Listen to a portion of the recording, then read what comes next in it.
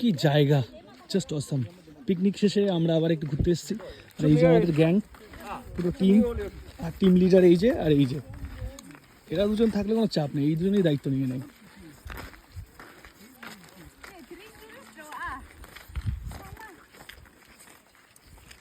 পেছনে পাহাড়, চারিদিকে পাহাড়, চারিদিকে পাহাড় আর পাহাড়, জলের মধ্যে পাহাড়, সীমান্তে পাহাড়, মাথার উপরে পাহাড়, সাইডে পাহাড়, পাহাড়ে ঘেরা।